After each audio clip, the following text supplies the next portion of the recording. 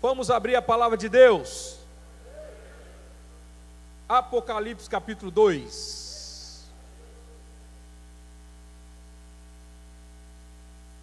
Apocalipse capítulo 2, versículo de número 1 até o versículo de número 7. Começamos na semana passada a aprendermos acerca das 7 igrejas da Ásia. Semana passada nós fizemos a introdução sobre a metodologia que Deus trabalha com essas igrejas. Qual foi o método que Ele trabalha, qual é o recado dado a essas igrejas, trazendo o quê? Trazendo o entendimento que Ele tem um controle sobre todas as coisas. Vimos que, pelo menos na minha visão, que é uma questão histórica, não é essas 7 igrejas, né, alguns vão dizer que cada igreja vai marcar um período e época da história. Na minha visão, eu defendo que é a igreja em todos os tempos, porque no encerramento de todas elas, o Senhor fala assim: quem tem ouvidos ouça o que o Espírito diz às igrejas. Cada encerramento dando recado que cada igreja daquela tem, apesar de ser igrejas históricas, problemas pontuais naquelas igrejas, eram problemas que tinham, que tem e que vai ter até Jesus vir buscar o seu povo a ter uma igreja perfeita. Mas até que isso aconteça, esses problemas são pontuais. E hoje nós vamos estudar sobre a igreja de Éfeso, a primeira das 7 igrejas da Ásia. Capítulo 2, versículo 1 até o versículo 7. Amém, meus irmãos? Ao anjo da igreja em Éfeso escreve: estas são coisas diz aquele que conserva na mão direita as 7 estrelas. Falamos que 7 estrelas são os 7 pastores, e anda no meio de 7 candeeiros. 7 candeeiros são as 7 igrejas.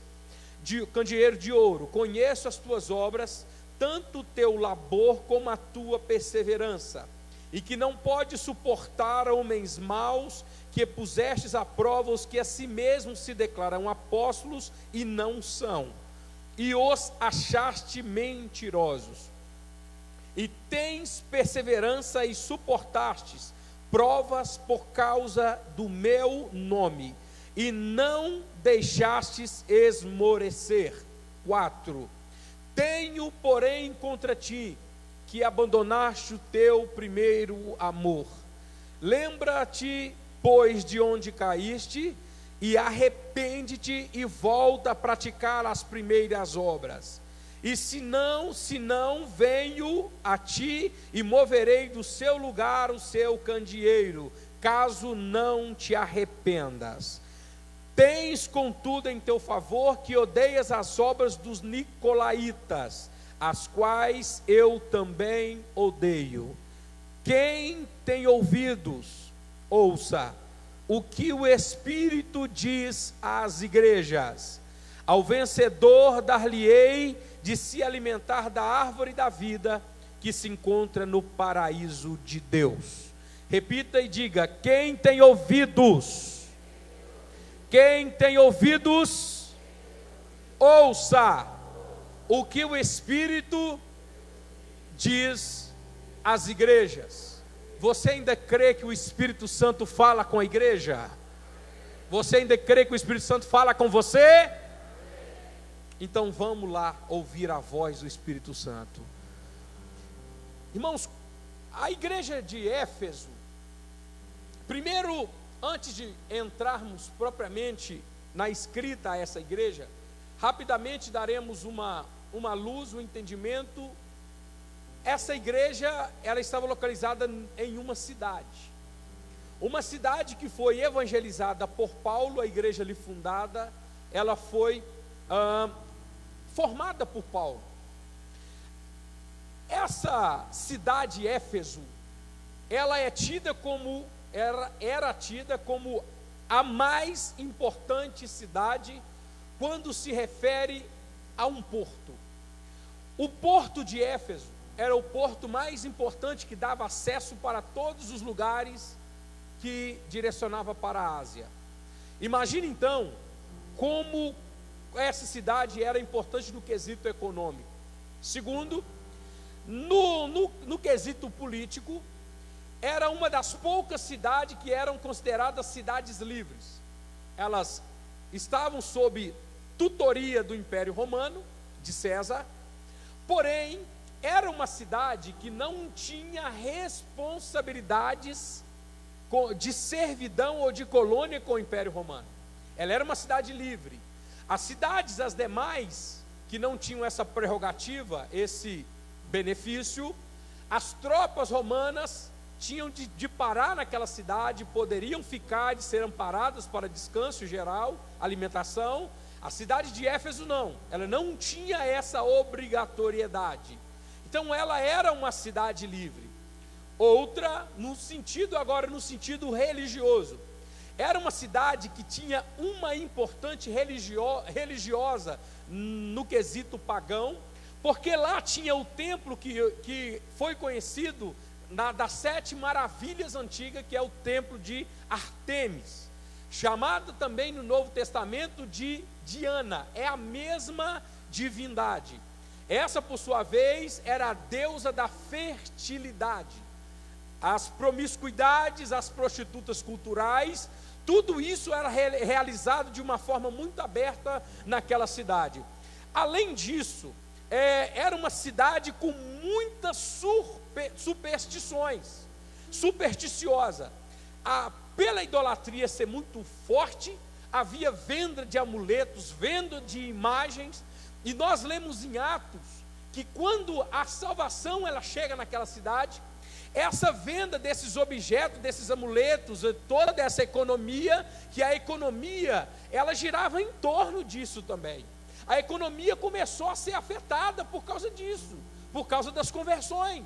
As pessoas pararam de comprar, pararam de ficar com os patuazinhos, pararam de ficar andando com aquilo, e sabendo que quem guarda a vida dele a partir de agora é o Senhor Jesus, e mais ninguém. Então era uma cidade com muitas superstições, e também uma cidade internacional, havia várias pessoas de várias nacionalidades ali. Antes da cidade ser formada como Éfeso, uma população antiga e uma população nova. Digamos que aqui no Brasil seja uma São Paulo, que tem diversas nacionalidades, colônia japonesa e por aí vai. Era muito diversificada. Quando nós entramos na evangelização dessa cidade, é importante, irmãos, porque quando é escrito agora essa carta a essa igreja, já era uma geração nova, já era 40 anos depois que ela havia sido evangelizada. A característica, a mensagem que o Senhor manda a essa igreja agora, era uma igreja que ainda conservava algumas coisas, muito importante, mas havia perdido a essência mais importante. A essência de quando essa igreja andava no primeiro amor. Nós entenderemos que primeiro amor era esse daqui a pouco. Notem que Paulo, ele funda essa igreja na sua segunda viagem missionária. Ele fica em Éfeso durante 3 anos. As pessoas ali começaram a manifestar, houve sinais de avivamento naquela cidade. E eu quero abrir aqui o leque com os irmãos, observar. Avivamento, irmãos, é muito mais do que pular. Vai muito mais além do que rodar. Não estou proibindo ninguém de pular, não estou proibindo ninguém de rodar, estou proibindo ninguém de fazer isso. Não é porque eu não é do meu costume fazer isso, que eu estou proibindo ninguém fazer isso. Mas eu estou dizendo que não é só isso. E para mim, sinceramente, não quer dizer nada. Porque o avivamento, ele é algo que vem na pessoa, que a pessoa larga os seus pecados para trás. Ok? Então, não é algo que a gente quer que os outros vejam nós fazermos. É algo que muda a nossa alma. Aquelas pessoas foram alcançadas pela palavra de Deus, foram pessoas que largaram tudo de lado, o pecado de lado, e foram para Jesus.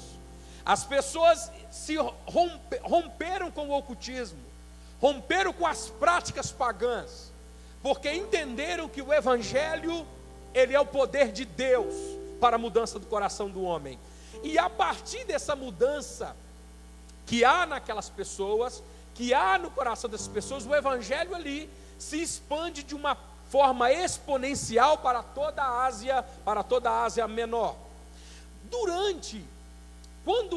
Quando Paulo escreve a carta aos Efésios, ou à igreja de Éfeso, ele estava preso, ele ficou várias vezes preso. Foi na sua primeira prisão por Roma. Paulo, além de viver 3 anos naquela cidade, agora ele escreve. Ele deixa como pastor naquela cidade a Timóteo. Depois que João, ele sai da ilha de Pátimo, ele vai pastorear a igreja de Éfeso. Éfeso também tinha um personagem muito importante chamado Apolo, que ele era grego, ele era convertido, mas ele conhecia somente o batismo de João.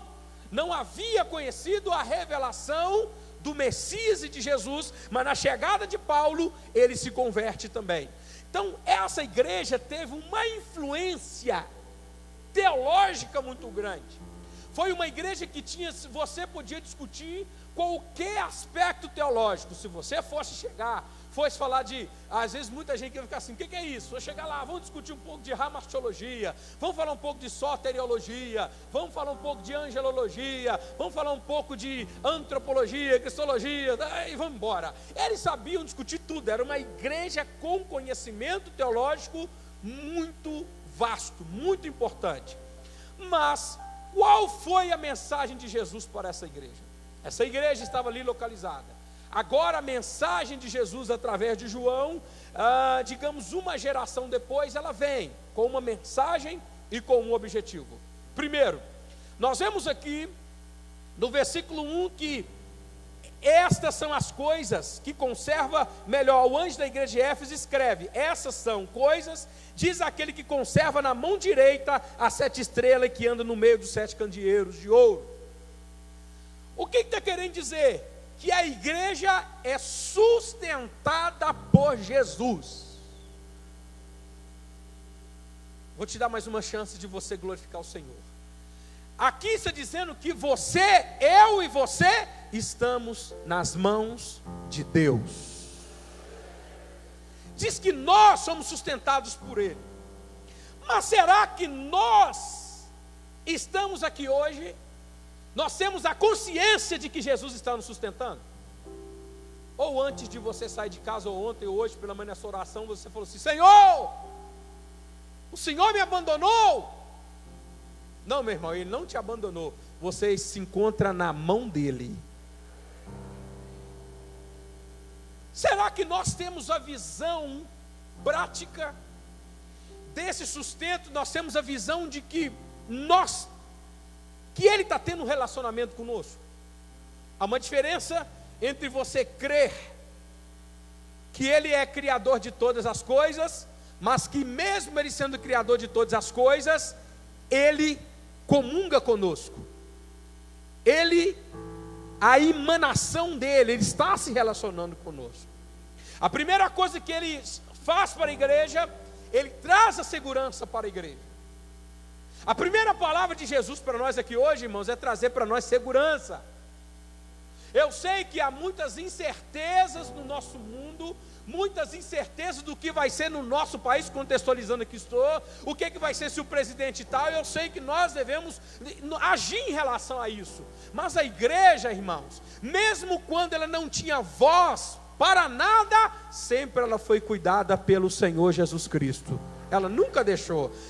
Faça a sua parte, eu tenho que fazer a minha parte, avaliar em quem eu vou votar, não contribuir com uma política antibíblica, tantas que estão por aí. Pastor Rodinei domingo ele vai falar acerca disso. Eu tenho que colocar pessoas que falem uma linguagem que preserve uma moral na minha cidade. Mas eu devo entender que a igreja, ela é sustentada pelas mãos de Deus e de mais ninguém. Porque um dia tudo isso vai passar. E o governo que comanda a igreja vai nos governar eternamente na eternidade.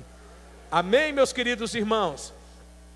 Outra coisa interessante, Ele está nos conservando nas suas mãos, e segundo nós devemos aprender, Ele traz alguns elogios para essa igreja.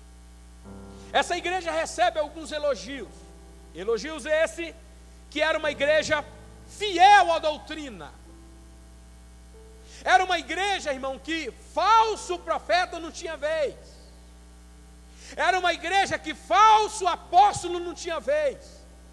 Porque era uma igreja com conhecimento bíblico. Os crentes sabiam o que era a Bíblia. Os crentes sabiam o que era a palavra de Deus. E eles sabiam avaliar bem através da Bíblia. Não adiantava chegar lá e falar assim: eu tive uma revelação. Podia falar que teve, mas pode falar, mas eles iam comparar com o que a Bíblia diz ali. Daqui a pouco nós vamos falar melhor acerca disso. Não vou deixar a cereja por último. O apóstolo João, quando ele era pastor naquela igreja, quando ele escreve as epístolas universal, ele fala acerca das heresias, porque o gnosticismo, ele já estava envolvendo a igreja. Daqui a pouco você vai entender o que é isso. Estava envolvendo a igreja, envolvendo muitos segmentos do evangelho.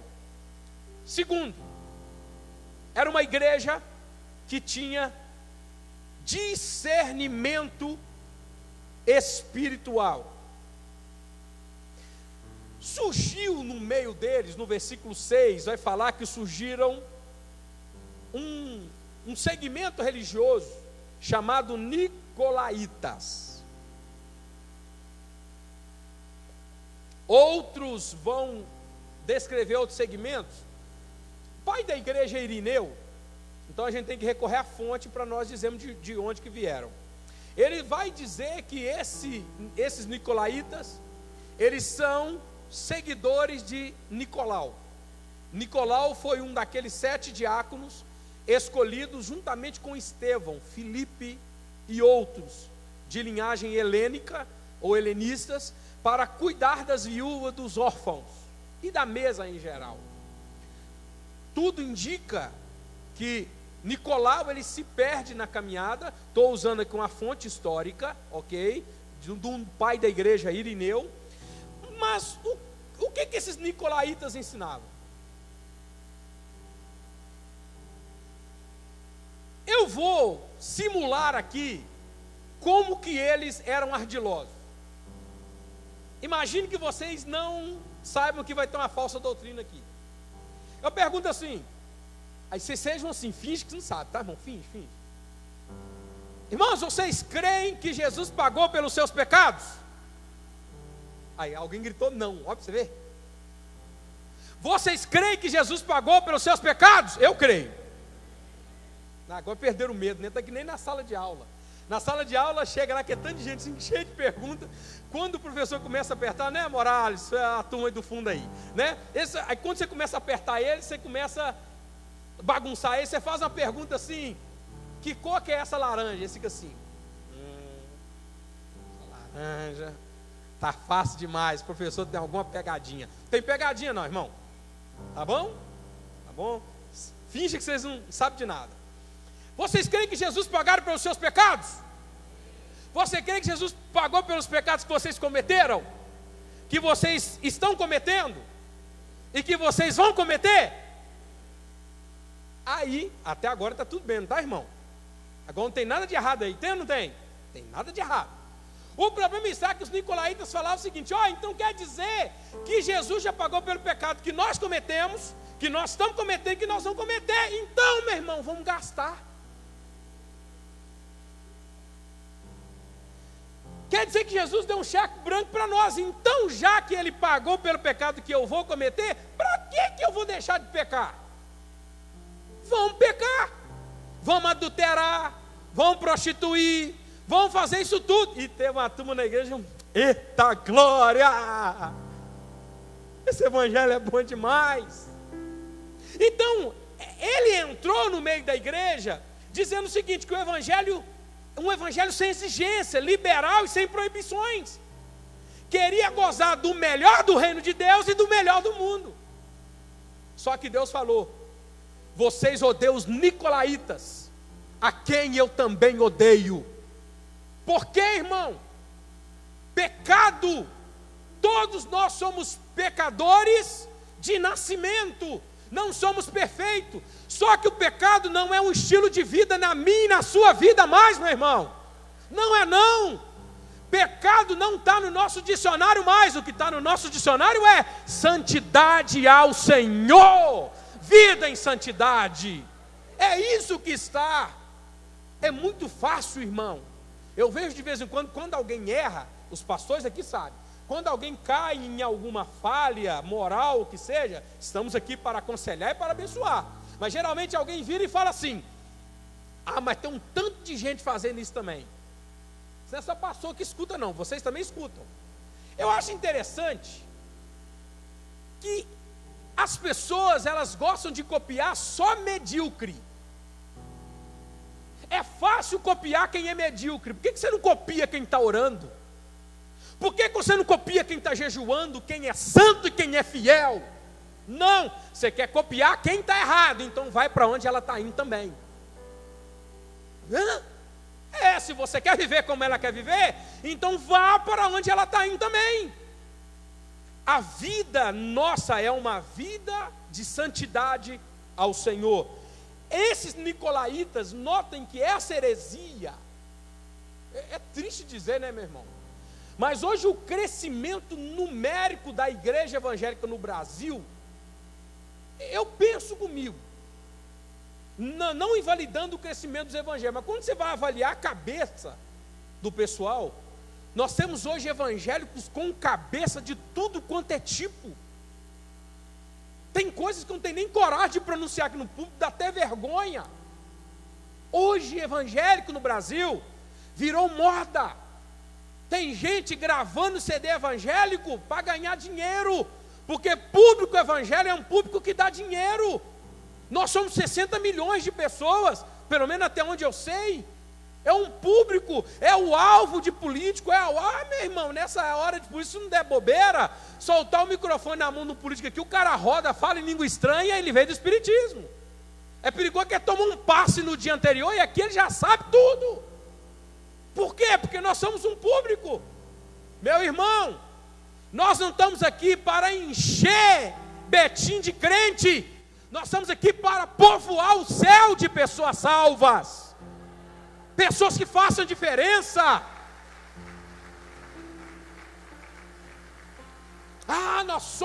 Eu sou de uma igreja que tem tantas pessoas, somos de uma igreja grande, somos, mas isso para Deus não tem nada a ver se não tivermos santidade.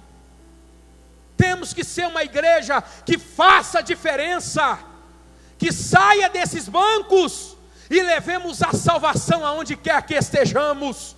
Aonde quer que estejamos, o nome do Senhor seja glorificado. Era uma igreja, irmãos, como eu disse, era uma igreja que identificava bem os falsos profetas. Pelo jeito não vai dar tempo de terminar. Mas eu coloquei um manualzinho aqui de como você identificar um falso profeta.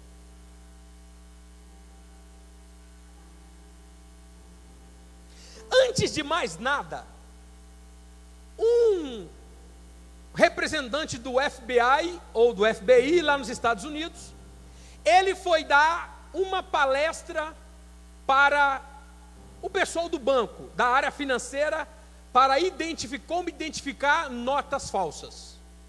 Isso aqui vai valer para nós. Ele diz assim, que a melhor forma de conhecer um falso dinheiro é conhecer bem o verdadeiro dinheiro. Entendeu? A melhor forma de você conhecer o falso dinheiro é conhecer bem o verdadeiro. Então está aqui, irmão. A melhor forma de você conhecer um falso profeta é conhecer quem é verdadeiro. Se você não conhece, aí não adianta. papelzinho de bolo ou de pão para te explicar. Primeiro, são aquelas pessoas que são colocadas o seu talento acima do seu caráter.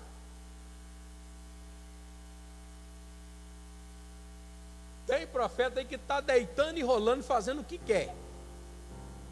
Não, mas ele é homem de Deus. Toca na unção dele não.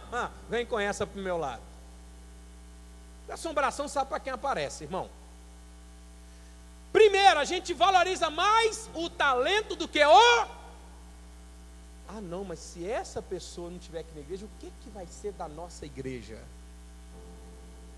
É aí que Jesus olha e fala assim, então tudo bem, fica com ele. Quando essas pessoas ouvem isso, elas veem que o caráter delas é secundário, e o que a Bíblia diz? Que o nosso fruto tem que vir primeiro. Você acha que Deus está impressionado com o seu talento? Teve um cantor, se ele tivesse seguido bem o conselho que ele tinha ganho, não vou citar o nome, que ele mesmo citou essa experiência, ele não teria entrado de furada aí. Teve um pastor, inclusive o pastor Márcio, que eu cito, o pastor Márcio, virou para ele e disse assim, quando ele estava vindo para a igreja, ele mesmo mencionou isso no testemunho dele: meu filho, Deus não precisa do seu talento. Deus não precisa do seu talento. É isso que tem um bocado de gente que precisa escutar. Deus não está dependente de talento de ninguém não, meu irmão. Não quer fazer não? Deus levanta outro. Porque a unção vem dele, o poder vem dele, a glória vem dele. E nós somos presos. E segundo, outra coisa que eu vou dar um pulo aqui, outras coisas elas pensam somente nela mesma.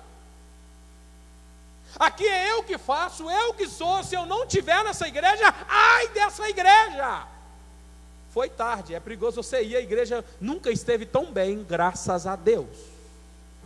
O dia que eu disser, o que é essa igreja sem mim? É porque eu não tenho valor mais para Deus nessa igreja. Porque eu tenho valor para Deus nessa igreja enquanto o meu vaso é de barro. Porque a glória é dele. O poder e a majestade pertence a ele. Outra aqui muito séria. Ensinos antibíblicos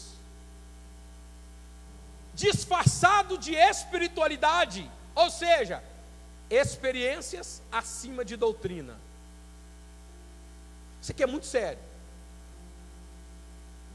Tem pessoas que ficam colocando, irmão, hoje tem livro de divina revelação do inferno, divina revelação do céu. Eu já li esses livros tudo. Eu ficava com medo do rapaz, aqui é treco. Aí eu pergunto assim, como que ficou sabendo desse negócio? Aí tem pessoas que vivem experiência. Pega uma irmã, um vestido vermelho com alcinha. Deus me mostrou que isso aí é da pombagira.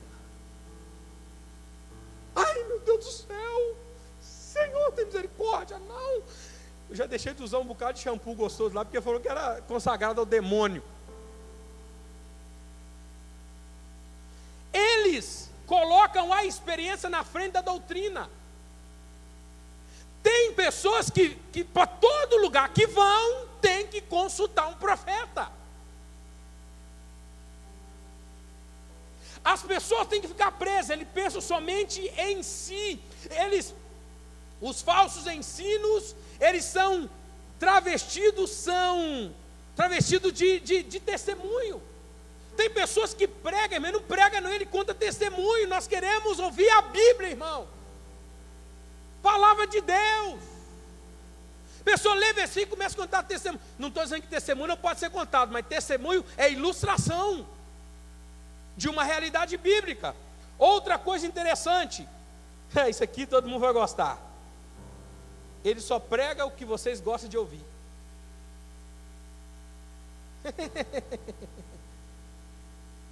É hoje o dia da vitória.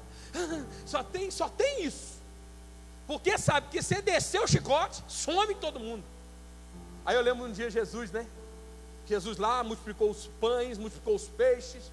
Todo mundo veio atrás de Jesus, porque tem pão e peixe. Vamos lá, todo mundo atrás.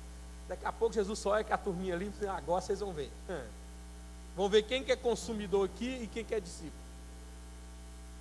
Nada, tinha 5.000 homens, fora mulheres e crianças. digamos aí, 20 mil pessoas, estou chutando. E quando uma pessoa encontra uma benção, vai e comunica com o outro, não é ou não é? É ou não é? Devia ter muito mais gente, que é tanta de gente e tal. E Jesus começa a pegar firme ali. Eu sou o pão vivo que desceu do céu, e todo mundo começou a assustar. Mas esse aí é o homem mesmo que estava lá pregando? Eu acho que não é não, tal. E o chicote comeu, e daqui a pouco começou a sair um, sair dois, sair milhares de pessoas. Aí Pedro eu devia ter pensado assim, Jesus, o pessoal está indo para a igreja do lado aí, tá difícil. O pessoal indo embora, só sobrou os discípulos 12 olhando para um lado e para o outro. Jesus tranquilo. E Jesus olhou que estava meio assim, meio desconcertado, né? Jesus perguntou, vocês não querem ir também não? Pedro virou e disse, Senhor, para onde iremos nós, se só tu tem palavra de vida eterna? Escutem, ele vai falar o que vocês querem ouvir, o que as pessoas querem ouvir. O falso profeta, ele vai pregar o que o povo gosta. Deus não. Deus prega, Deus fala aquilo que nós precisamos ouvir. Se é consolação, ele vai consolar, meu irmão. Mas se é chicote, o chicote vai vir sem miséria.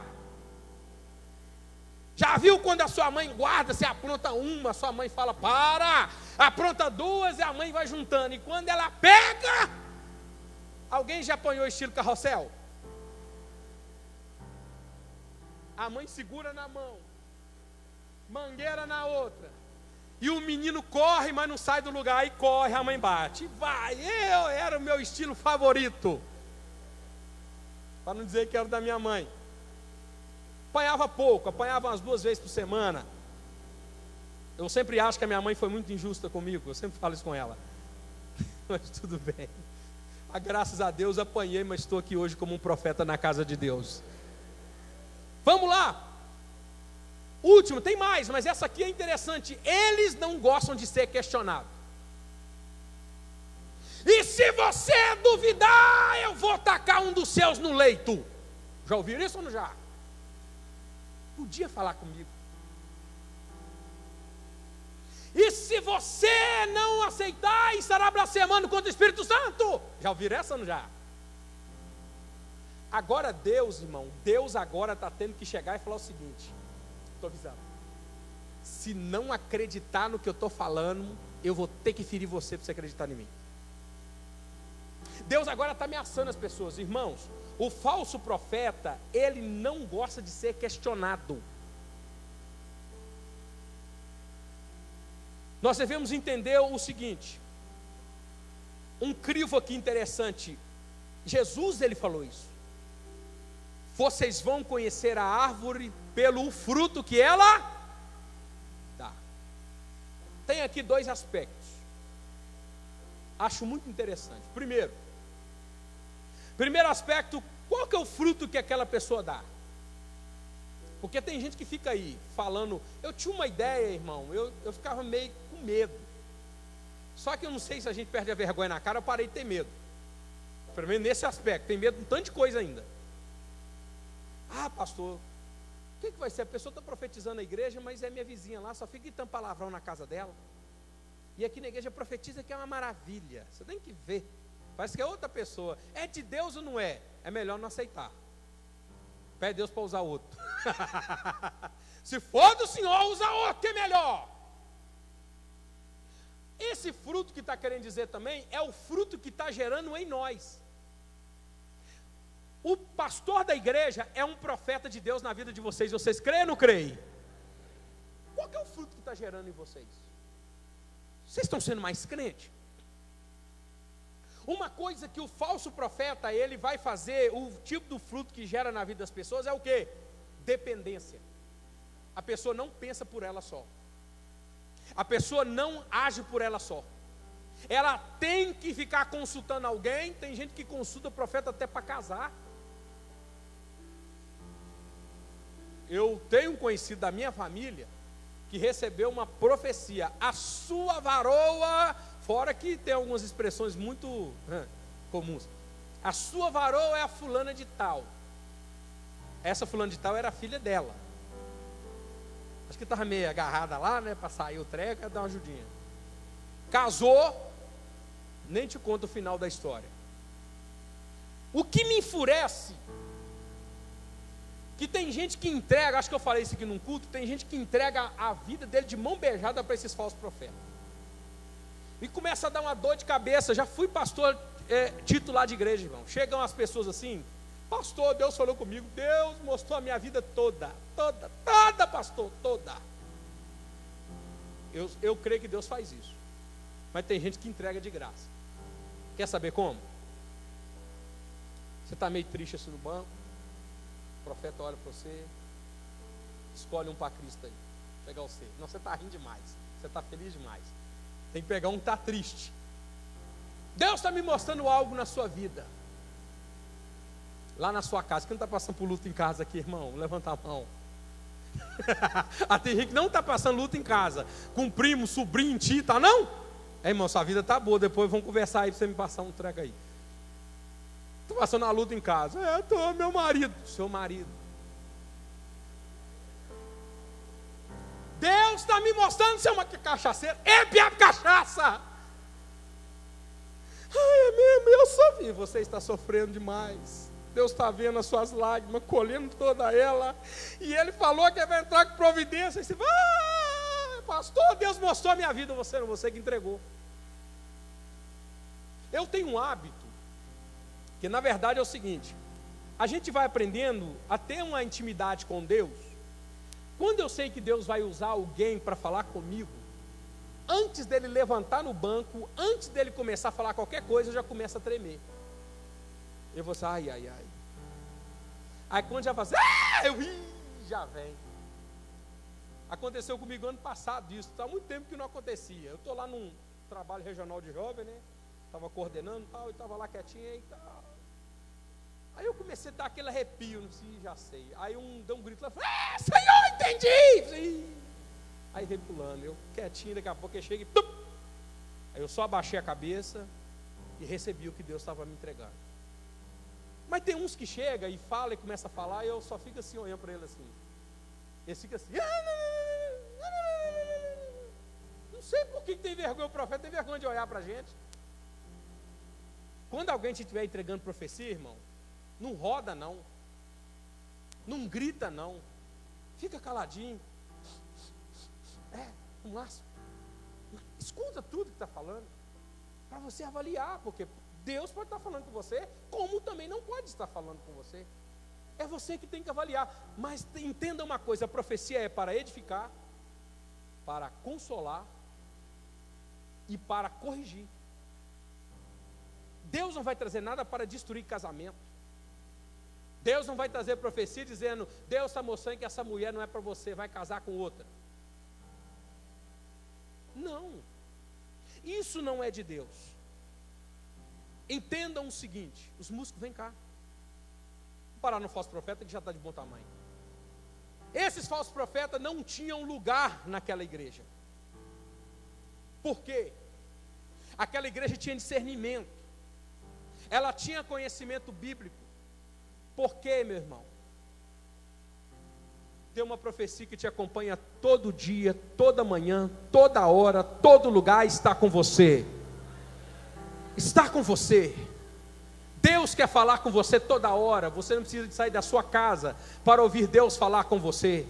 Coloca o joelho no chão, abra a palavra dele, mas cuidado, não abra a palavra dele assim, ó, Deus vai falar comigo, peraí. Judas suicidou. Não. Vai e faça a mesma coisa. Está entendendo? Então cuidado com essa daí também. Não é bem assim não, tá? Caixinha, eu tenho um amigo meu que ele conseguiu tirar uma mensagem de juízo numa caixinha de preciosa promessa.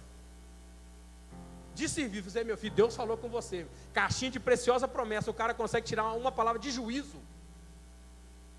E caixinha de preciosa promessa é outro problema, tá? Leia a Bíblia que é melhor. O que Deus quer que entendamos aqui hoje, irmãos? A primeira parte dessa igreja de Éfeso é uma igreja que tinha maturidade na palavra dele.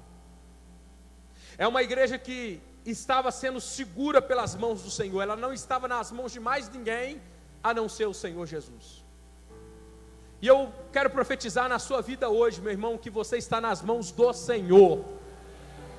Você não está nas mãos do acaso. Pode ser que você está passando por um bocado de problema, um bocado de luta, mas entenda uma coisa: você está nas mãos de Deus. A Bíblia diz, para encerrar essa parte, que a Bíblia diz que ela era uma igreja perseverante na tribulação. Parece que a luta para os crentes hoje, parece que é coisa de outro mundo. Irmão, olha para mim que eu estou na prova. Eu também, irmão. Luta é risco ocupacional para o crente. Só por você ser crente, você já está chamando luta. Pastor, a luta acompanha o crente, mas só até Jesus voltar, porque depois nós vamos para a eternidade. Não tem jeito de fugir da luta. A igreja, irmãos, hoje, a igreja moderna, ela perdeu a capacidade de denunciar o pecado. Por quê? Porque ela não quer sofrer mais pelo amor de Jesus. Nós devemos entender que o amor a Jesus vai trazer luta e perseguições, vai trazer privações, mas a melhor coisa é colocar a cabeça no travesseiro, colocar o joelho no chão, diante de todo o intempério, de toda a dificuldade que você está passando, o céu se abre sobre você naquele momento. Não interessa, irmão, Deus não está na prova e na luta. Recorre a Ele quando a situação apertar. Mas Paulo falou: a luta desse tempo presente não são para se comparar com a glória que há de nos ser revelada. Oh, glória a Deus! Glória a Deus! Só para encerrar, coloque em pé no seu lugar. Como eu disse, eu só gosto de pedir para falar uma vez, para não pedir muito. A luta tem prazo de validade na sua vida. A luta tem prazo de validade na sua vida. Mas a glória é eterna. Glória a Deus. Louve ao Senhor. Levante a sua mão enquanto a nossa irmã vai louvar o Senhor. Confiando em nosso Deus, aleluia, e em seu eterno amor, não seremos abalados, não seremos abalados, não seremos abalados.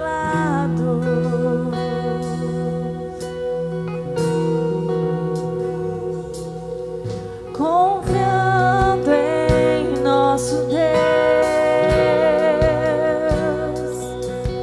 e em seu eterno amor, não seremos abalados, não seremos abalados, não seremos abalados.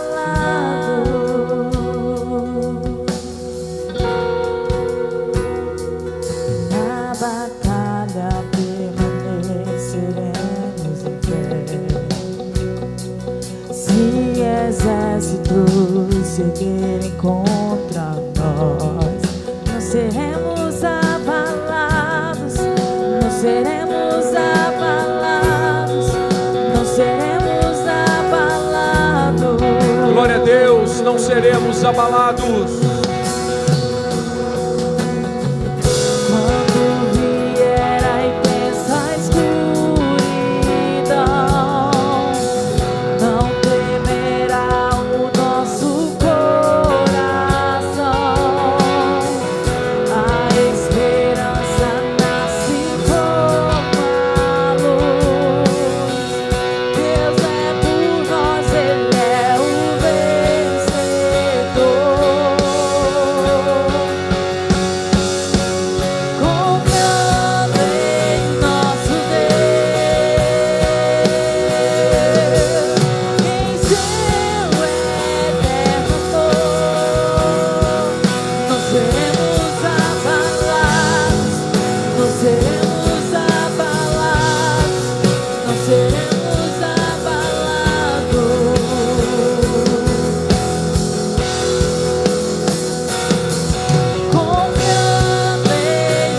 Levante a sua mão e diga: confiando em nosso Deus, em seu eterno amor, não seremos abalados, não seremos abalados, não seremos abalados. Repita e diga assim: Senhor Jesus, me ensine a ouvir somente a sua voz, não ouvir a voz da incredulidade, a voz do caos, mas ouvir somente a sua voz, porque assim eu sei que eu jamais serei abalado. Eu creio. Senhor Jesus, muito obrigado por tudo que tu és, pelo teu amor e pela tua graça com a tua igreja. Que saiamos mais convictos desse lugar nessa noite, que nós estamos sendo sustentados pelas suas mãos. Não é o nosso dinheiro e nem a falta dele, não somos nós, não é nenhum recurso humano que nos sustenta, mas são as tuas mãos que nos sustentam. É as tuas mãos que sustenta os pregadores do Evangelho, é as suas mãos que sustentam a sua igreja em santidade. Oh Deus, guarde a nossa mente, guarde o nosso coração. Eu oro por pessoas aqui que estavam prestes a tomar uma decisão precipitada, motivada pelo momento emocional. Que o Senhor venha consolá-la, venha direcioná-la na sua palavra, para que ela espere mais um pouco na sua vontade. Oh Deus, pessoas aqui estavam prestes a desistir da caminhada, porque estão achando que está pesada demais, mas ela vai sair daqui convicta que ela está sendo sustentada pelas suas mãos. E as suas mãos irá nos sustentar em todas as coisas, porque eu sei que o vento e o mar, eles estão fazendo barulho, e a tempestade está arruinando com tudo, mas com uma palavra, somente uma palavra do Senhor, tudo isso vai se acalmar na hora e no tempo do Senhor. Que confiemos na tua graça, que confiemos no teu amor. Assim como essa igreja de Éfeso era uma igreja que resistia à tribulação, era uma igreja que não parava de fazer a tua obra, porque os olhos dela estavam postos no Senhor. Que possamos aprender a colocar os nossos olhos em ti, diante de toda circunstância adversa. Que possamos amadurecer na palavra, termos maturidade espiritual, e o que nós ouvimos aqui, que pratiquemos aonde quer que formos. Você que crê, aplauda e glorifique a Ele nessa hora. Glória a Deus. Deus é bom. Eu quero perguntar, antes de encerrarmos, se tem alguma pessoa que está parada na fé. Você abandonou o Senhor Jesus e você, pastor, será que Jesus ainda me recebe? É claro que sim. Não foi Ele que te abandonou. Foi você que saiu dos caminhos dele, mas Ele ainda está te aguardando. Ele ainda está para te receber. Você que quer reconciliar com o Senhor, você que está parado, eu não conheço a sua necessidade nem o seu coração, mas Ele conhece. Tem uma pessoa aqui, que o Senhor te abençoe. Deus te abençoe em nome de Jesus. Tem mais alguém que quer reconciliar com o Senhor? Está parado. Faça assim com a sua mão para que eu possa ver. Você que quer voltar para Jesus, tem um senhor aqui. Deus te abençoe, vai te acompanhar. Tem mais alguém? Tem mais uma senhora ali. Deus te abençoe. Que o Senhor te abençoe. Uma mãe com uma criança no colo. É noite de salvação. Tem mais alguma pessoa? Tem mais alguma pessoa que eu preciso de Jesus na minha vida? Levante a sua mão onde você está. O amor de Deus está derramado em seu coração hoje pelo Espírito Santo. E eu creio que a porta que abrirá todas as oportunidades de vitória na sua vida vai ser a entrada de Jesus no seu coração. Tem mais alguém? O que me alegra é que o céu já está em festa há muito tempo por causa dessas duas pessoas aqui. Eu creio que essa mãe está trazendo a sua filhinha, ela está trazendo a filhinha ao altar de Deus também. E Deus vai cuidar dessa família, vai cuidar de tudo, porque Ele é poderoso para fazer coisas maravilhosas. Estenda as suas mãos para cá em nome de Jesus.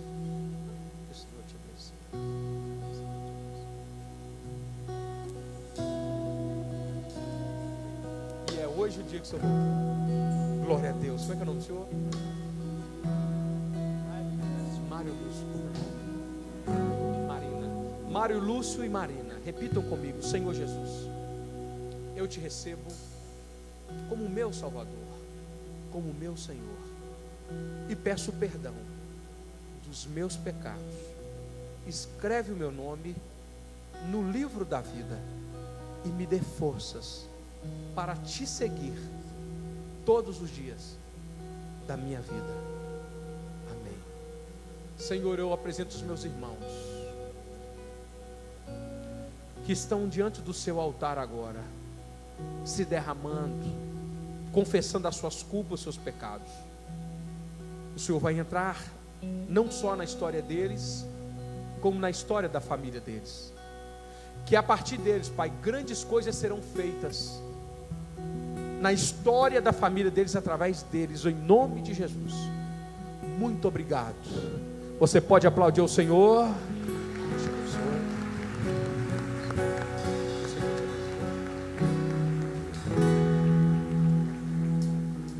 Oh, Deus é bom em todo o tempo, Ele é.